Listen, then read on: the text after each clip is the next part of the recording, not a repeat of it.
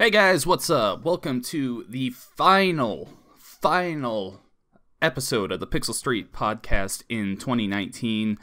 This is episode 86. I am your host today, John Hansen, joined by the man who's too sick to fulfill his regular hosting duties, Joel Campos. How's it going? Good. Also, this is episode 85. I lied, it's 85.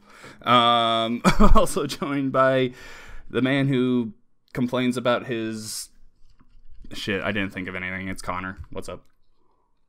Why don't I get a cool intro, man? Like, I don't understand. Like, am I not good enough for you? It's been a long year. Okay, I need this Christmas break. All right. Honestly, you're not wrong. You don't get a cool intro because your game of the year was Anthem. Oh, all right. Listen, the flying mechanics were really good. So be sure to tune back in next year when it's just back down to a two-man podcast after we kick Connor out. Yeah, Connor's actually breaking off into his own Anthem theme podcast. So that's it. Anthem Weekly. I would appreciate if you follow, subscribe. Anthem Daily. Donate to my OnlyFans. Anthem Hourly. All right. This week we will be discussing the Xbox Series X. And then, since this is our last show of the year, we're going to be focusing on our favorite games of the year, also our favorite games of the decade, and, we're just going to have a good time. We're going to chill. There's not much news, no really real video game releases, so we're just going to have a good time. This is a end of the year podcast, so, let's just chill. But before we get to that, though, you can find the Pixel Street podcast on most podcast platforms on Fridays, as well as on YouTube. You can now watch the show directly on our Facebook group by searching for Pixel Street Podcast over there. We also enjoyed having new people follow our content, and we hope to keep you around. With that in mind, we have decided to run another giveaway once we reach 100 followers on our Twitter. That's at Pixel Street Pod. We're slowly creeping up there now. I think we're getting close to 60. I'm not sure. But, also before we jump into the show itself, we just want to give a shout out to Chad and Holden from Respawn Aim Fire, Omar from Twinfinite, and Austin Stark from Fixture Gaming for either guesting on the show or letting us interview them. We really appreciate you guys coming on. We look forward to working with you more in the future, and best of luck to you guys going forward. So, let's just start this off. Usually we do a games we've been playing lately, and I don't know about you guys, but I haven't really been playing anything new. I've kind of just been playing a lot of the same stuff that I normally play. So I really wanted to focus on games we haven't played yet that we're going to be playing over the Christmas break, whether that be from a gift or something. Just something that we really want to take this time to focus on at the end of the year. So I'll start it off here. Mine is Luigi's Mansion 3. I've been really excited for this game since they announced it, but I haven't gotten around to buying it because I have a hard time asking for Christmas presents, so I made sure that this was the one game I asked for. So I was like, hey, I can wait until Christmas, and then I'll just play the crap out of it during the downtime. So what about you guys? So you being the one that you said you're always hard to ask for what you want, right? Mm-hmm. Now, does this pose the problem that that's the only thing you said, so you're either going to end up with 5 copies of Luigi's Mansion 3 or none? Because everybody's going to assume somebody else got it for you? I only ask for it from one person. Oh, okay. All right, that makes sense then. I ask for one thing from the people that get me stuff. So, I asked for that from my mom. On my dad's side, I just asked for gift cards for a new tattoo. So, easy stuff. Yeah, because, my parents divorced when I was, 7 years old, so it was always here's my list. And I just handed it to both of them. And sometimes it was there was no coordination, so I just ended up with 2 copies of Harry Potter's Quidditch for the GameCube. Yeah, my parents split up when I was 2, so I had a bunch of the same stuff, though. Is there a worse game that you could get 2 copies of? Oh, I'll tell you what's worse is when John got his copy of Warcraft or World of Warcraft and couldn't play it. Oh, yeah. That was a thing. Yeah. Bringing that one up. Joel, what are you playing over Christmas? So I took part in Kind of Funny Secret Santa that they do every year, and I've done it, I think, 3 or 4 years in a row now. And actually, a kind of funny best friend. Man, I'm drawing a blank on his name. His last name's Beals, I believe. But either way, I met him when I went out to San Francisco for Kind of Funny Prom. So it's pretty cool that he got me. But he actually bought me Days Gone. I don't know if I said in the comments that I didn't play Days Gone yet, or if he just saw my PSN profile. But he bought me that, so I'm definitely excited to try it out. Because I wanted to get it, and then the reviews came out, and I decided to wait. And I just never got around to getting it. So I'll probably play that a bit. And like you, John, the only game I asked for was Pokemon. So I'm assuming I'm going to get that, but who knows? It's possible that I might not get it, but I'm sure I'll be playing that in the coming weeks. Real quick, that guy is James A. Beals. James. That's at James A. Beals. There you go. For some reason, I thought his name was Jason in my head. But yeah, James. Shout out to you, James. Cool dude. Connor, what are you playing? I'm going to continue my weird love affair with Death Stranding, as I'm only like 10 hours or so into that. And then I think I'm going to dive into some Pokemon. And boy, do I have some thoughts on Death Stranding. That game, man, is a real treat.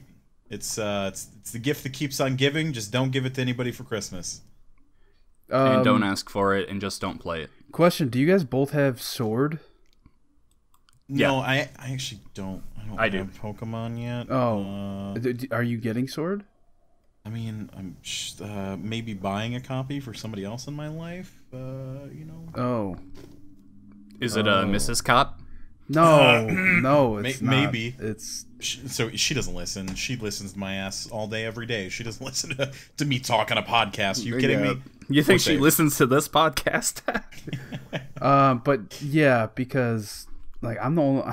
I should have just gotten Shield, because then I could, trade with everybody, because I know everybody and their fucking cousin got Sword. Everybody bought Sword. Yeah. Absolutely. Because everybody has Sword. Who in their right mind would choose Shield? That's what I'm saying. agree. Is like I gotta find just one person that I know that has Shield and is willing to do trades with me.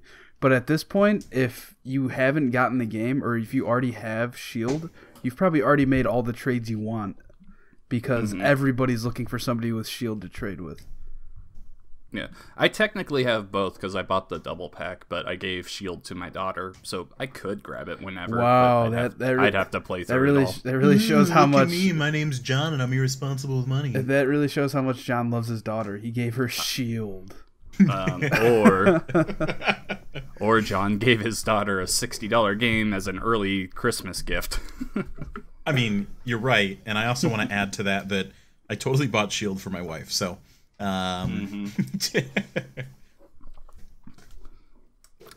Yeah, but on to some pretty exciting news in the future. Joel, I know you and we watched the Game Awards this past week no, I together. Didn't. Okay. No, he didn't. Man, there's no way to tell if that's true or not. Yeah, Just right. No record of it whatsoever. We'll have to take your word on it. Yeah, Connor, I don't remember. Did you watch the Game Awards? I did. I absolutely did. I wouldn't miss it for anything. Okay, so definitely in my mind, the most exciting news, the most unexpected thing to come from that was the Xbox Series X announcement. This is the next Xbox. Although, actually, we're going to go into that a little bit here because there's some, confusing things going out there. But they had this awesome trailer for it where I was completely confused going into it. I was like, oh, what the hell? What kind of game is this? And then a race car is going through, and then someone kicking a soccer ball, and then you see Master Chief, and I was like, I'm really fucking confused. And then they had the box come out of the water, and they actually showed it off, and I was fucking hype. That video really came out of nowhere, didn't it? It just it really had no context, no preceding or anything. It just kind of popped up, and that was a thing. Yeah, it's kind of amazing that did not leak at all. That made it. That definitely helped make it as good of a announcement as it was. Hearing Jeff Keighley talk about it too afterwards, he actually said there were some interviewers that asked him how do you keep that, or how do you approach a company and ask to reveal their stuff? Do they approach you? How does that work? And he said it was actually a process that was 6 months in the making. And Xbox actually came to him with the idea to do it, and that he'd known for quite some time. And so, yeah, the fact that it didn't leak at all, is just kind of incredible. Yeah, really. What's really interesting about that is Phil Spencer put on Twitter like a week before the show that he had taken it home, like he has one in his house already, and that he was playing with it and everything. And I just was like watching him and what's Corey Barlog like go back and forth on Twitter, like, oh yeah, you could show me pictures of Project Scarlet and everything. He's like, oh yeah, I'll be sure to bring some photos for you. And then he ended up showing off everyone. Well that he's going to drop the video to the masses. Yeah, that's cool. Yeah, that's so awesome. But yeah, so here, we'll start off with Joel here. What are your opinions on both the design of the Xbox Series X and the name? So the design, I think it's fine. I think people are making a much bigger deal out of it than they need to. But, I mean, I kind of get it because, you know, if you're designing something to be a console, you're assuming that it's going to have that typical form factor of a, you know, like a DVD player, essentially. Mm-hmm. So it can fit in your home, like, entertainment system properly. Because, I mean, my entertainment system doesn't matter because I have, like, these huge cubes set up. But I know some people who, like, which I don't know why they do this because of ventilation reasons, their Xbox literally fits in, like, a perfect little rectangle in their entertainment system. So I kind of get it, but at the same time, to me, it doesn't really matter because I do most of my gaming at a desk anyway, where I have a gaming computer and my Xbox all set up. So it's not really that big of a deal to me. But I thought the reveal was awesome. You can check out the VOD from my stream on mixer.com/Campo63 or our YouTube channel or our Facebook page. Me and John were kind of live reacting to the whole show, and we kind of lost our shit around the 12-minute mark.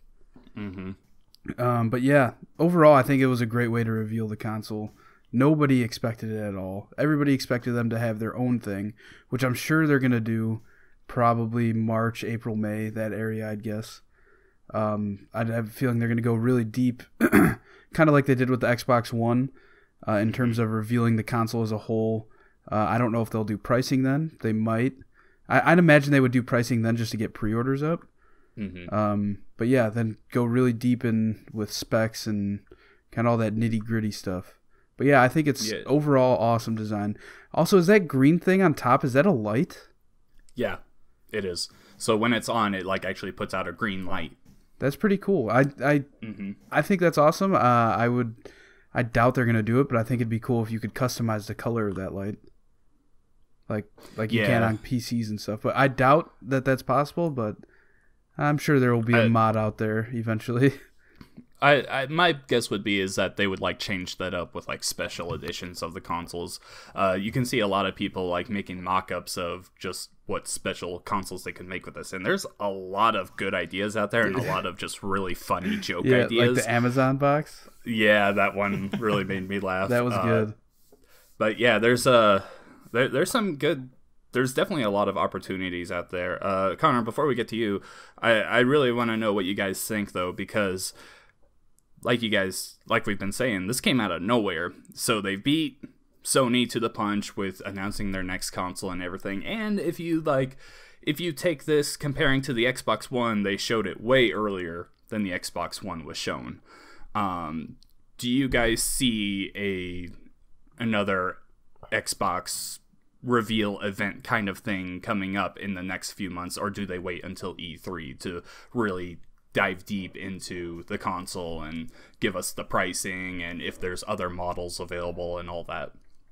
You know, I think with the speed of information that's been dropping about this stuff, it seems like there's a bit of a trickle every now and then, and I really think that that's the way they remain consistently leading up to E3. Maybe we'll get a little bit more like technical information through like a partnered publication or something, or maybe they hold a mini event. I don't think we get a full reveal though until E3, along with pricing and details like that. But I definitely think that we do get something else, just not to like the fanfare of a full-fledged reveal till E3. I could see this going either way. In my mind, I think it depends on whether Sony is at E3 or not. Because if Sony is at E3, they're going to want to take the whenever they reveal the console as a whole. They're going to want to take the day. You know what I mean? They want everybody talking about this thing. And they don't want to risk it by bringing it to E3 if Sony's there in case Sony has something better to show. So I think if Sony is not at E3, I think that this reveal of the whole thing could go back until E3. Yeah, I'm going so back and forth on this because right now, if you like buy into the whole console war thing, which I don't, I like it when both sides are doing great. But if you're looking at it from that angle, you think, oh, okay, Xbox put out the first punch, Sony has to return with something in January, February or something, because waiting until E3 or around that time to show off the PS5 would be a mistake. But on the other end, I think of just how bad the Xbox One reveal was, that I just don't think Microsoft want to do that again. But I also think that just having a what's the show they do this week in Xbox? Inside Xbox. Yeah, I think if they just had an Inside Xbox show to like really go into that, hey, this is the date it's available, this is some of the videos from games that we have now out, so Master Chief Collection running on it, maybe a little bit of Halo Infinite, here's a new Forza game or whatever, and then they save E3 just to really dive into the games coming to that console, because it's 2020 is looking to be a mammoth year for video game releases in a whole. Oh, yeah. But if you look at the amount of Xbox exclusive games coming out in just the first 6 months, it's ridiculous. So we've got Minecraft Dungeons, we got Bleeding Edge, Ori and the Will of the Wisp, the new Rare game hits its beta in the early part there, and then we have Halo Infinite coming out later in the year. And those are just games that we know about. Like there could be so much coming. There's probably going to be another Forza. We could see what's coming from Playground Games. Like they are setting themselves up to just have so many releases in 2020, 2021. It's going to be really interesting to me how they handle the marketing on the Series X going forward. The one thing I wanted to go into with the name is because when they first showed the name, my gut reaction is, are you kidding me? Like, how did they screw this up again? Like, with the Xbox One X coming out a couple years ago and being the most powerful console in the world until this comes out, or the PS5, it seemed like a terrible idea to me to have their names be so close. Mostly because of my time working in retail. I just see this potentially being a thing like the Wii U. Oh, is this thing an add-on to the Xbox One? Oh, no, it's something completely different. Like, it's more powerful. It's a whole new thing. There's going to be a lot of people confused about that don't watch this kind of stuff like we do, daily, weekly, and all that. But I don't know. I gotta say, with the name, to be honest with you, I think that a lot of people are kind of blowing it out of proportion. Like, yes, it's very similar, and yes, you can kind of evoke and talk about the Wii U situation, but that was also a much different time. I mean, that's when we were still relatively infantile in the current console markets.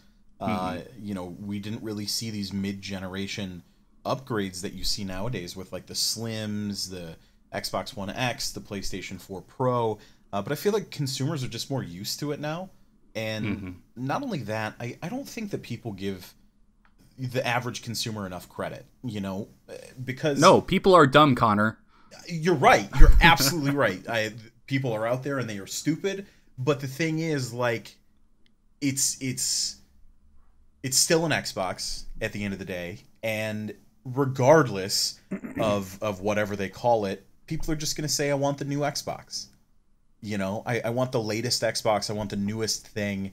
And that's just how it's going to work. It's like iPhones. I mean, iPhone has been screwing their naming convention up for the past 3 or 4 years now. And as dumb as they are, they still sell gangbusters because the people that care will figure it out. They'll make it work. So realistically, I don't think the name has that much impact on it. Okay.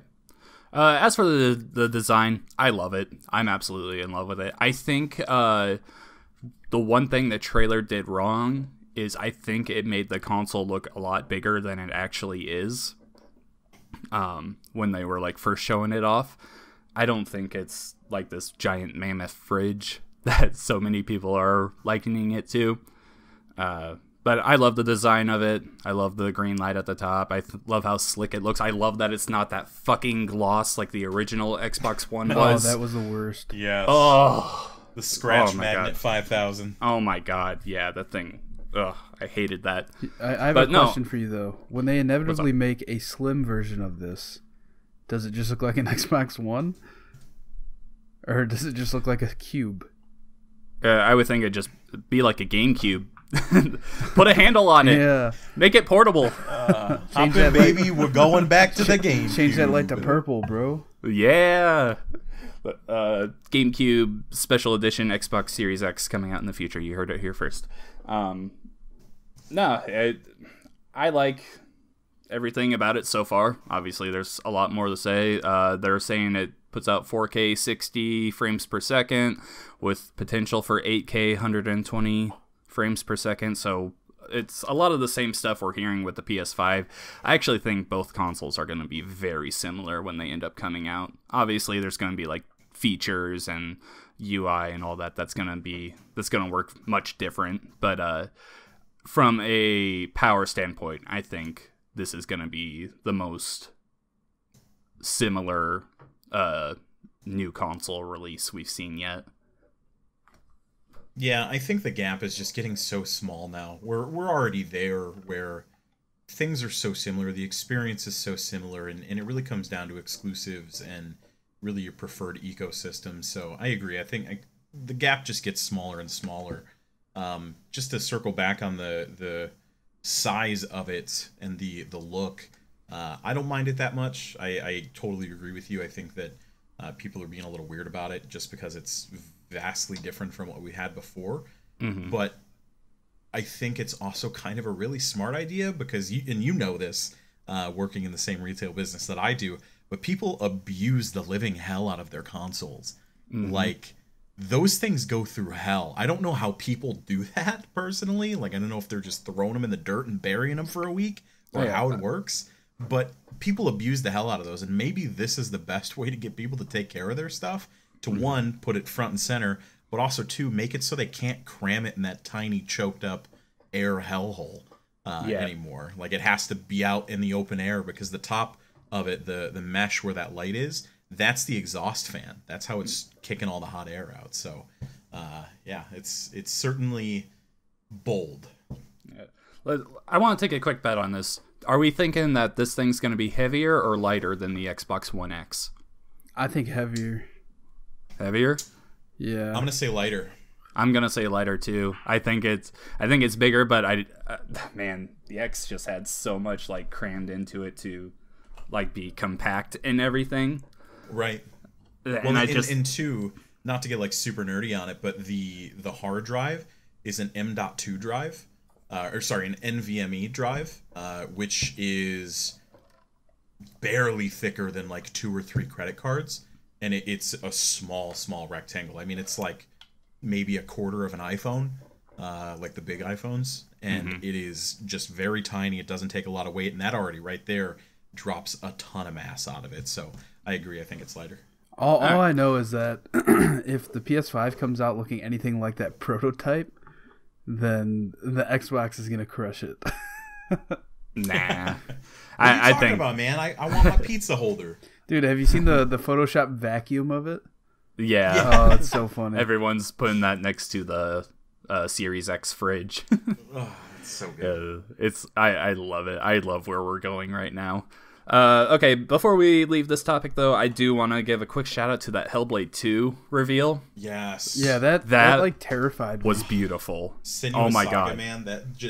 That honestly, like, seeing that makes me want to go back and play the first Hellblade because that was such a badass reveal.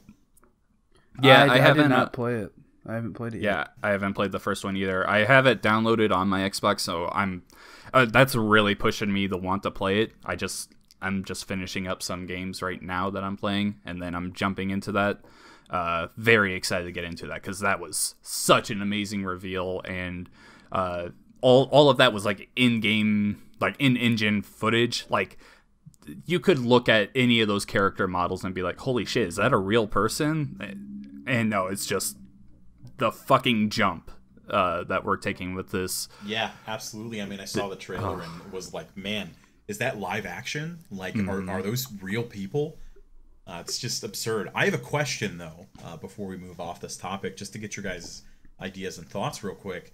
But seeing this so soon and seeing where they're at with some of the games that are in development, I mean, you've already heard them talk about a Forza game that is playable for the next gen, and they said that they have an announcement and a reveal planned for the very near future next year. When do you think this releases? I'd say fall 2021.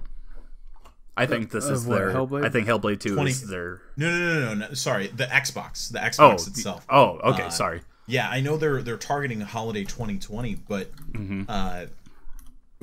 when? Like, when do you think it actually lands? Second week of November. Yeah, I think that it might be even earlier than we think. I'm thinking early October, because they might want to beat PlayStation to release. I don't think they're that worried about it, honestly. I think that's a concern for past consoles. With where we're at now, I just don't think that's a big thing. You have your guys that are going to be the huge PS4, or I guess I should say PS5 fanboys, and then your Series X fanboys they're going to buy it regardless. And then you have the people like us that at some point, sooner or later, I at least plan on buying both, and I haven't even seen much on them. I know I'm going to give both a try. So I don't really think they're too worried about beating Sony to release or anything. As long as I kind of look at it like a Google Stadia and xCloud thing, where Stadia really rushed to put Stadia out, and everyone's like, hey, this isn't finished. This is like a beta. And we have xCloud over here like, hey, yeah, get into our very much not finished beta and play games, and it's awesome. So I think they're more focused on the quality of the machine than getting it out early. I agree. It just seems like we're so close, though. Like, you look at them talking about the name and everything, and in an earlier interview, if I'm not mistaken, Phil Spencer talked about how the name is really not even solidified for past generations until a mere months before release, really, really, really close. Like, when the reveal hits and everything, it's like right before then that they actually decide on the marketing plan and everything. And for them to have locked it in so early, a full almost year before release, if they are targeting a late holiday, it just seems kind of crazy. Like, I agree. I think we might see this earlier than November. Yeah, I don't think any earlier than October. Like, yeah. That's just, they have to, they want to keep that hype for the holiday time. At E3, and it's available right now. Oh, no, that'd be awful. you get called into work immediately. Ask Sega how that worked out for them with, what was it, the CD? Sega CD? Oh, I don't remember. What happened with that? I don't think I know that. There's a reason you don't. Yeah, they came out to show I think it was the Sega CD at E3 one year, and they're like, okay, and it's available at these 3 retailers right now, and it sold like a couple thousand. Really? That's weird. It was really bad. Yeah. So yeah, any last thoughts on the Series X or the future of gaming? No. Can it be sooner? Yeah, for real. We are in some exciting times right now. Fucking Halo, man. Bring it to me. Yeah. And we're going to have to wait until E3 to see more Halo. That's what really... is maddening to me. Like, I just want to see more of that right now, especially with getting into the Master Chief Collection like I have been lately. But, all right, let's move on to our Game of the Year discussion. So, all three of us are going to reveal our top 3 individual choices for Game of the Year. If we have a little extra time, we'll throw out some honorable mentions, because there's more than just 3 good games this year. So, I'll start this off. My number 3 Game of the Year is World War Z. I've talked about this so much over this year, well, especially in the early part when it first came out. I'm a huge Left 4 Dead fan, and this game just totally scratched that itch for me. It's just third-person Left 4 Dead, essentially, with some new leveling up and customization stuff. I love the special zombies. I love the hordes running at you and everything. I think the level design is great. It's just a fun game. I really wish more people would play it more often, because I absolutely love this smaller game. Connor, how about you? Number 3 for me was the easy one on my list to decide, and that's definitely going to go to Fire Emblem Three Houses. I talked a lot about it earlier this year, and it is just kind of the best version of that formula that we've gotten to date. It takes a lot of the romantic aspects, the relationship aspects, and kind of turns them on their head and makes you actually care about talking with your cohorts. But also downscales it so that you're not in such large-scale conflicts like the other games, and gives you a core cast of characters you can really care about. The cutscenes are great, the combat is good, the animation is gorgeous in that game, aside from the third person walking around the cathedral that doesn't run very well at all. But overall, it's a very enjoyable experience, and not only that, the game you get in the box has hundreds of hours of playtime. If you were to play all 4 endings that are available in the base game, you're talking 70 hours per playthrough. Maybe a little bit shorter with streamlining or whatever, but still, I mean, that's a ton of value for $60. And the fact that Nintendo took such a chance on a game that traditionally has not been a high seller for them is just awesome. I love to see it, and for that, that game definitely gets my my 3rd place choice. All right, Joel. For me, it's gonna be Gears 5. In my opinion, this year was pretty weak for games. In terms of my liking of games, it wasn't like last year when you had God of War, Spider-Man, all those heavy hitters. But for me, Gears 5 stood out there. The game was beautiful. First of all, I thought it was probably one of the best looking games on the Xbox in a long time. And the story was great. I enjoyed it. And the multiplayer, it was all right. I didn't get too into it like I have in previous ones. I think I was kind of sour on it because I beat the game the day after, 2 days after it came out, and I got all the collectibles, and I never even got the achievement for beating the game because it was just kind of buggy right at launch, that first week, probably, maybe 2 weeks, in terms of unlocking stuff. But I enjoyed the story a lot.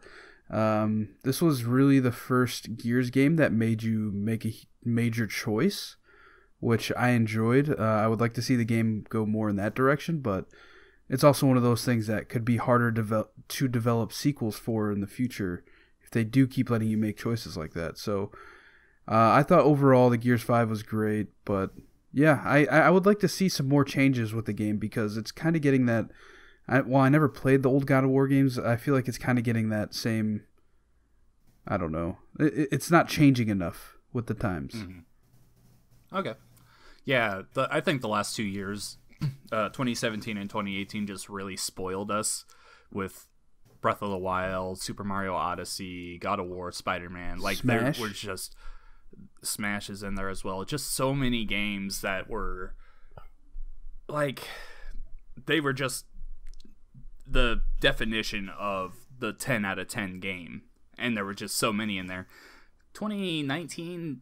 didn't really have any of those, I would say. There's definitely a lot of good games in there and a lot of games I enjoyed, but nothing to that level that I was just completely captured by it. But, yeah, I agree. And it's seeming like 2020 is going to shape up to be just like 2017 or 18, maybe even better.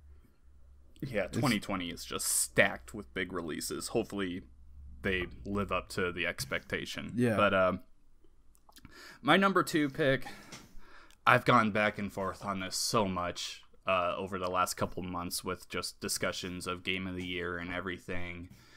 And if you ask me tomorrow, I could swap my 2 games around. But my number 2 game would be The Outer Worlds. I just absolutely love this game. I ran through it within a week, and I just enjoyed all of the characters in the game. I loved the writing of it. Parvati was just an amazing character, and Ashley Birch got robbed at the Game Awards. Like, she absolutely deserved the win performance of the year for that. But whatever. Yeah, no, the writing on it's great. I love the whole I love the whole return to a Fallout game that we've wanted for a very long time. I think Obsidian absolutely nailed it. Super excited to hear that they're working on story DLC to come out. I think they said next summer now. Very excited for that in the future. Just a very great game, and can't wait to see more on it. All right, Connor. Yeah, I agree. This was a super tough choice for me as well. Is my number 1 and number 2 honestly could be swapped at any given time, just depending on my mood. And for me, I think what I'm going to cement in stone with this podcast is my second place going to Star Wars Jedi Fallen Order. And like I said, it easily could have been Game of the Year. The combat is phenomenal. It's very thoughtful and slow paced. The story is phenomenal. The characters are people that I really, really care about. And not only that, really one of my favorite parts of the entire game is the ending. Is I feel like the ending does such a good job of not betraying the character growth throughout the entire game, and not just sticking to a set formula, but it really cements that, you know, this is a story that Respawn got to do their own thing with, just with the approval of the Star Wars license, which is awesome. I think that Respawn is one of the best developers on the market right now. Their winning formula with Apex has been great up to this point, and Jedi Fallen Order is just more of that. I know that the game can be a little wonky sometimes. There were some reports of people having some real issues with it, but for me, my playthrough was relatively flawless. Front to back, and for that, I just think that when the game is running fine, it is hands down one of the better releases of the year, and for that, I mean, it was an easy top 3 contender for me, and it lands at number 2. Yeah, when I was playing, I'm not a big Star Wars guy, but when I was playing through Jedi Fallen Order, I had quite a few buggy issues. I love Respawn, but I wasn't in love with that game. But I can definitely see why so many people that are Star Wars fans would fall in love with it. Joel, what's your number 2? My number 2 is going to go to Borderlands 3. Well, it came out and it was really hyped. I know that it kind of fell flat for a lot of people that were excited for a new Borderlands game. But for me, it was more the social aspect of the game that got me. I really enjoy playing co-op games like this. And Borderlands 3 just fits in so well with kind of my friends I mainly game with and our dynamic. So it was just a lot of fun to get in and play it. Kind of the same reason why I enjoyed Division 2 as much as I did. But that's a topic for a different day. But yeah, Borderlands 3, the story was alright. I never played Borderlands 2, so I think I've kind of missed out on some of the story that ties into 3. But yeah, I enjoyed the story of 3. There's a lot of funny moments. There's also a lot of moments that are kind of cringe in terms of the writing. Mm-hmm. But we overall, talked about that plenty. Yeah, overall, graphically, I think the game runs well. And I was going to say something else, but I can't remember. But yeah, overall, good game. I enjoyed it. That's my number 2. Mm-hmm. Yeah, I've liked Borderlands in the past, but I've never been in love with it. I think Borderlands 3 is definitely the best one they've made so far. I remember I was playing Borderlands 3, and then Outer Worlds came out, and I went to that, and I was like, man, I wish this played like Borderlands 3. Because it's so smooth. In that game is so good. Yeah, I agree. Yeah. I just remember when Borderlands 3 was first announced that I was going back and forth on like, do they make a traditional Borderlands game? Like, do they, like, if they don't go the Destiny route, like that could really ruin them. And they proved me wrong. Like, they stuck with their guns and they really made it work. So, shout out to Gearbox. Not you, Randy Pitchford, though. You still suck. Yeah. All right. My number one pick is Control. Man, there's just so much you can say about this game. And just Remedy in general. Like, they just know how to make good games. When this was first announced last year, I think, at E3, I was just totally in on it. Like, creepy office building where you get like these force powers, you can fly and stuff, fighting these like interdimensional monsters. It's so good. The characters in that are amazing as well. Shout out to Audi. Great level design, just a fun playground game to get lost in. Definitely a game that I was so motivated to 100% because I loved every single bit of this game. I really wish the Game Awards would like give like the listing of how the Game of the Year votes ended, because we know Sekiro won, but I want to know what like came in second, third, fourth, fifth. But regardless, this game was absolutely amazing. True return to the form for Remedy, and that there's just not much else to say. It's just a great game. Connor? I'm right there with you. I absolutely agree. Control came into my number one slot as well, and it's really down to the incredible world building that they put together for this game. I mean, every single piece of it feels like something that exists within that universe, and not only that, but should exist within that universe. The attention to detail is great. The story is very involved and very good front to back. But not only that, I think the gameplay is just incredibly smooth and satisfying. There's something that feels so good, especially when you get that like hover power and you start being able to fly and stuff. Mm-hmm. It just totally changes the dynamic of the whole experience. It completely opens up the game. Absolutely. In a way that you wouldn't expect. Yeah, and it really goes the distance in making you feel fresh at every turn. I mean, there's tons of different puzzles and boss fights and secrets to find and files to read, not to mention the little video skits with what are those puppets called? I can't remember.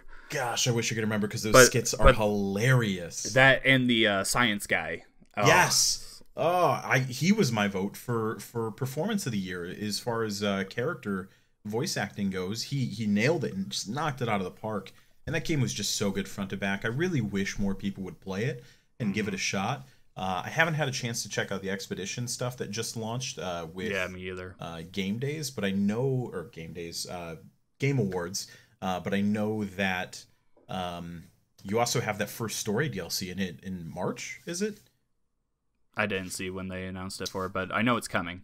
Yeah, I think it's very early next year, and I'm just so excited to get back in that world. Like you said, it was so easy to get motivated to 100% that game, and it was just so easy to love and want to be a part of it. And I agree. Shout outs to Audi.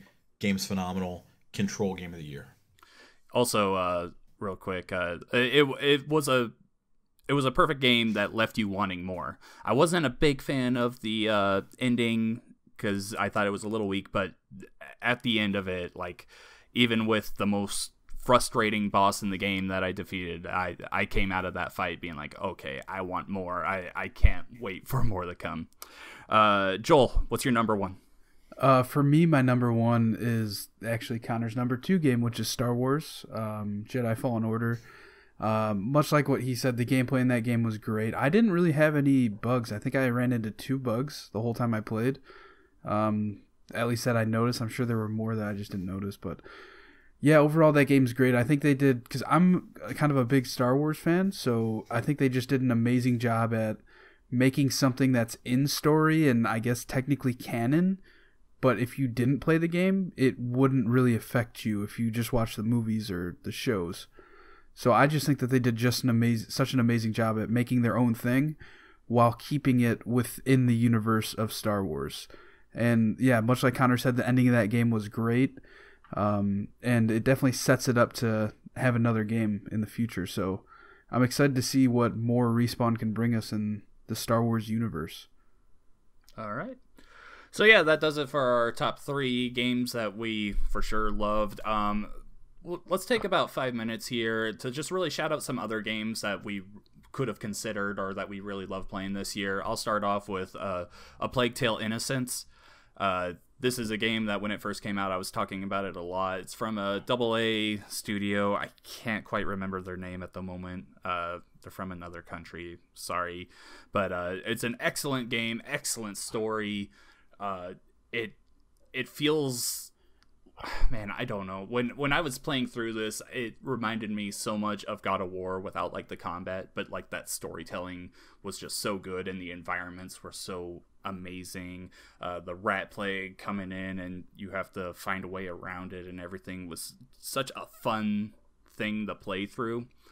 It was a very hard decision for me to choose World War Z over that game, but man, I absolutely love that game, and if you get the chance to play, and if you love single player games, you definitely need to give it a try.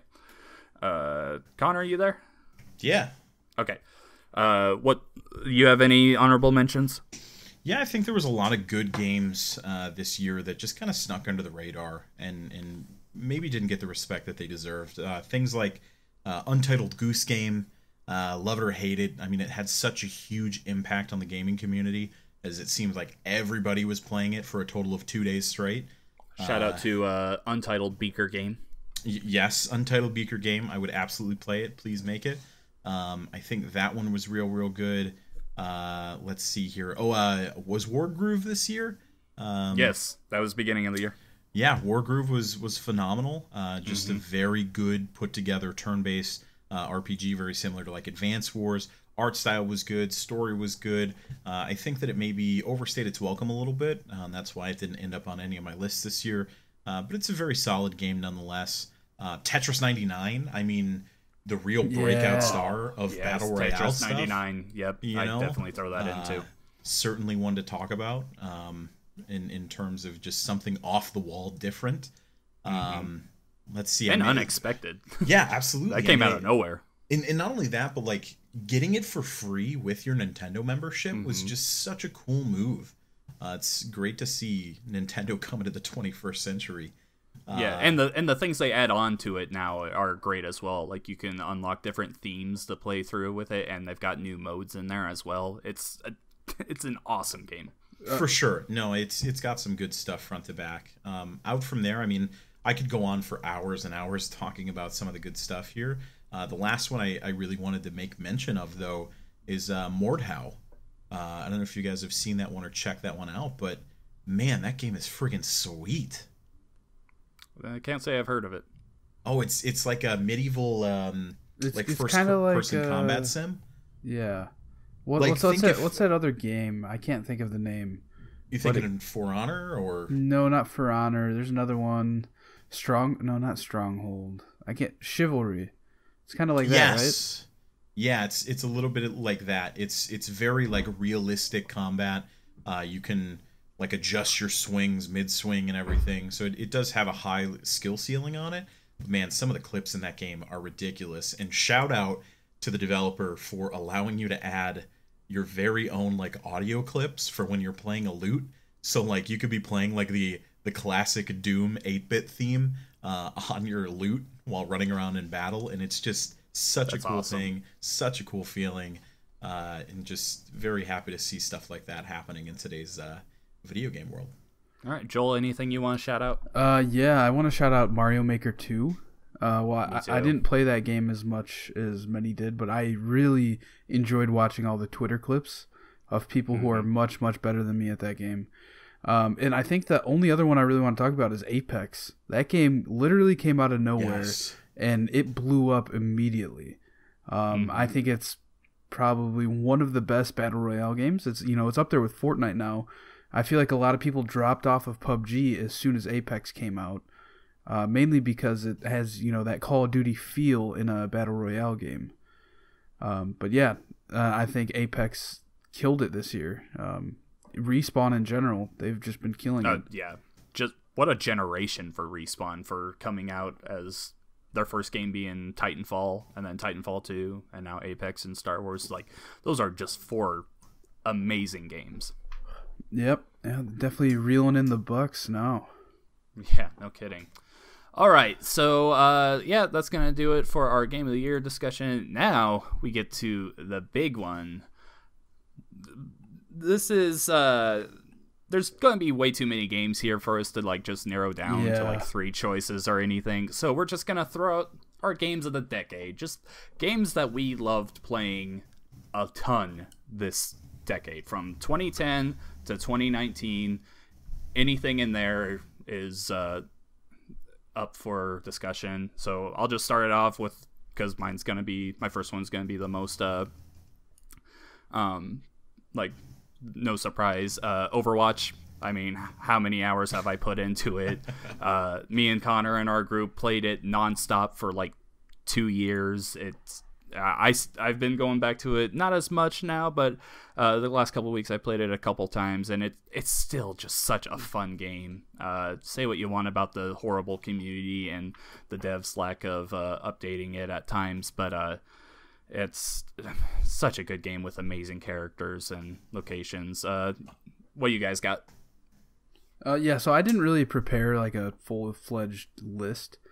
But one game that sticks out to me, which I probably have the most played time out of any game in the past 10 years, is probably Pokemon Go.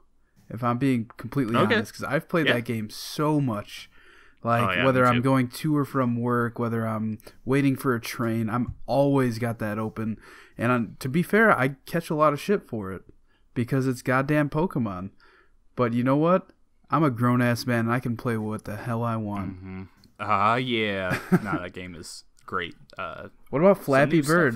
There's another mobile one, huh? Oh, my God. Oh, my God. I forgot about that. Oh, that game's awful. Thanks for bringing that back. But it's great. Yeah, jeez. Connor, welcome. what you got? I'm going to throw an off-the-wall one that not a lot of people are thinking about during these discussions, and that's Minecraft. Minecraft came out in, I do believe, 2010, so right at the decade marker, and Minecraft has such an incredible impact on the industry, not only in terms of, just proving that an indie experience can be something wholesome and awesome. Best-selling game of all time. Yeah, I mean, it bridges gaps. It's one of the first major games that has full crossplay across the board.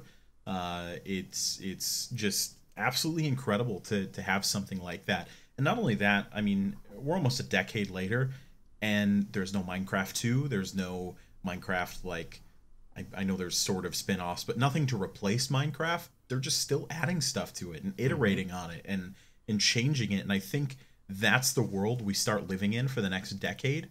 And maybe Minecraft's the original live service game. Maybe, yeah. When Microsoft bought Minecraft, there was a lot of people like, oh, it's a dying game. They bought it for $2 billion. They have completely made their money back and more. Well, yeah, to be fair, they kind of like did a rebranding and kind of realized like, hey, this is mainly for kids. Let's make plushies and like Roblox type toys, all that kind of stuff. Mm-hmm. Yeah, no. I really love what Microsoft has done, or I guess we should just say Mojang, what they've done with Minecraft over the last decade. My next shout out is Legend of Zelda Breath of the Wild. Just my favorite Zelda game of all time. Just a great reimagining of the Zelda formula. Giant open world. Just go out there, do whatever you want. When it first came out and I was talking about it, I remember saying that it was probably the smartest game I had ever played because it like really it took into consideration things that other games normally wouldn't. Like, okay, I have to figure out how to get this electric current over there.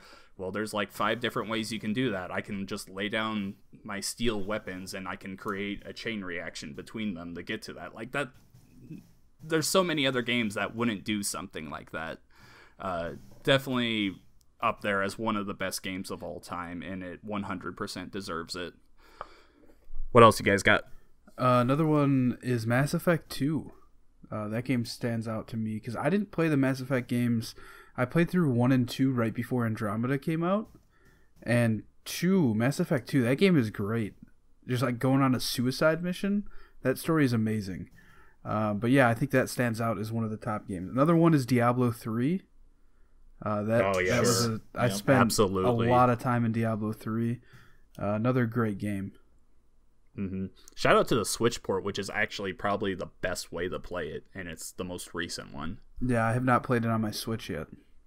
It is amazing. Connor, what you got? A game that's incredibly close to my heart that I could not close out this decade without talking about is Firewatch. It's the game that put Campo Santo on the map. I just scrolled past that. Oh, it's incredible. If you haven't played it, I highly, highly recommend it. It is like a walking simulator style game, so you're really along for more of a narrative journey than anything else. But the way that game evokes different feelings and really tries to pull you in and make you care about the characters in such a otherwise lifeless world, it's just absolutely incredible, and I think it's a must play. It is a very, very short experience. It's not overwhelmingly long, but it is so good. And if you play that game, you'll really see why Valve spent so much money buying the talent at Campo Santo, as those guys just knocked it out of the park with that game. I'm a little sad. Recent news came out that their next project has been put on indefinite hold. It was In the Valley of the Gods.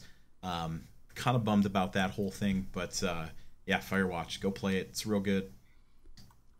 Okay, so we're starting to run out of time here. Let's just kind of do a quick fire. So just games that you love, throw them out there. Rocket League. Just off Rocket League. Titanfall Portal 2. 2. God of War. Batman Arkham City. Bioshock Infinite. Oh my god, Super Hot was great. That Dragon Cancer. Nobody knows about that game. That's a game that will make you cry. Oh yeah, it's a great game. Great Super game. Smash Brothers Ultimate. Journey. Wow, what a fucking crossover. Last of Us. How could we forget Last of Us? Oh my god, how have we not talked decade. about Last of Us? Yeah, Last of Us. What about Battleborn? That's Randy Pitchford thanks you for your contribution. Yeah, right. Okay. But no, Celeste, definitely my favorite indie game of the decade. Oh, I completely second game. that. I completely Beat agree. Saber, one of the best VR games of the past decade. Persona 4 Golden. Yeah. You know, Persona 5, like just what that did for the entire genre. Middle Earth: Shadow of Mordor, the first Middle Earth game. I mean, that game was kind of revolutionary at the time, taking the Batman fight mechanics and the Assassin's Creed parkour. Super Mario Odyssey. Oh my god, yes. Another great Super one. Mario Gone Odyssey. Home. Yeah. Okay. A game that we complain about constantly getting new ports, but people still buy them. Skyrim, that came out in 2011. Absolutely. That absolutely deserves to be Fortnite. in the discussion. You gotta say Fortnite. Yeah, Fortnite. You gotta say I'll say it again because it deserves it. Titanfall 2. Titanfall 2, yep. I'll actually just throw Titanfall 1 out there because I think it's a better game than Titanfall 2.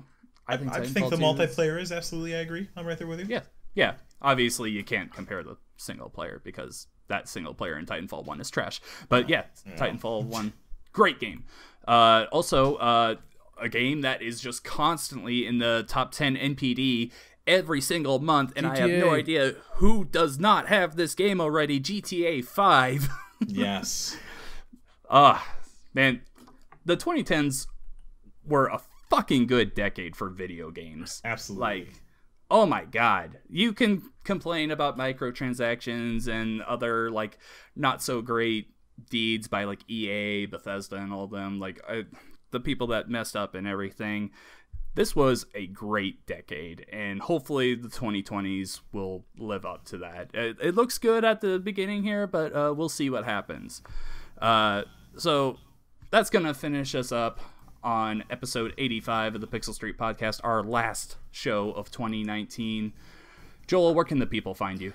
You can find me on Twitter at Campo63, mixer.com/Campo63 to see my streaming. But yeah, other than that, check out our Facebook, Pixel Street Podcast. Connor?